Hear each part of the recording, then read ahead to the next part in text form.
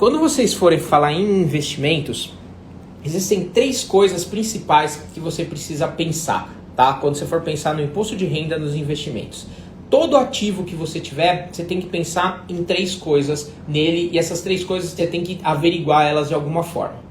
Primeiro, se você investiu em alguma coisa, você vai ter que pensar num ativo, e esse ativo ele vai ser um bem ou direito seu. Então você precisa listar ele em algum lugar como bem e direito. Então todos os ativos que você tem, que você teve pelo menos no dia 31/12, eles precisam estar listados como bens e direitos. Quando você fala sobre esse ativo, você tem que pensar também se esse ativo te deu proventos, te deu algum tipo de lucro.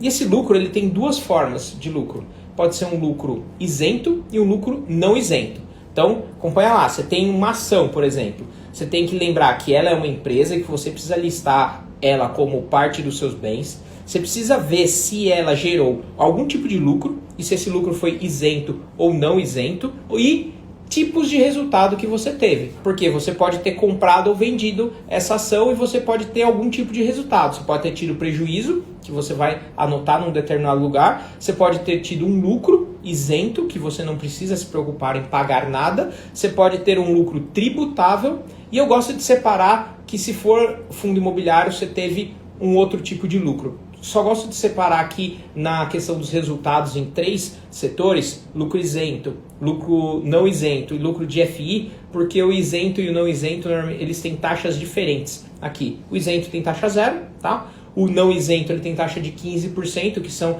ETFs, ações, tudo que você tem de produtos, e os fundos imobiliários eles vão ter taxa de 20%. Então, pensa, sempre quando você tiver qualquer ativo de investimento, você tem que se preocupar com 6 coisas. Então, listar ele como bens e direitos. Se ele tem proventos, e aí são 2 tipos de proventos. Lucro, o provento que ele seja tributável ou não tributável, tá? E você pode ter 3 tipos de resultado com ele quando você vendeu ele. Você pode ter lucro isento, você pode ter um lucro que não foi isento, ou seja, que você pagou algum tipo de imposto, e você pode ser lucro de FI, porque são taxas diferentes. Então, 6 pontos que você sempre precisa olhar quando você tem algum tipo de investimento. Então, todo investimento tem que se encaixar num desses fluxos, tá? Eu gosto de pensar nisso porque isso organiza todos os raciocínios que você vai fazer em cima dos seus produtos, tá? Dos seus ativos financeiros que você vai ter.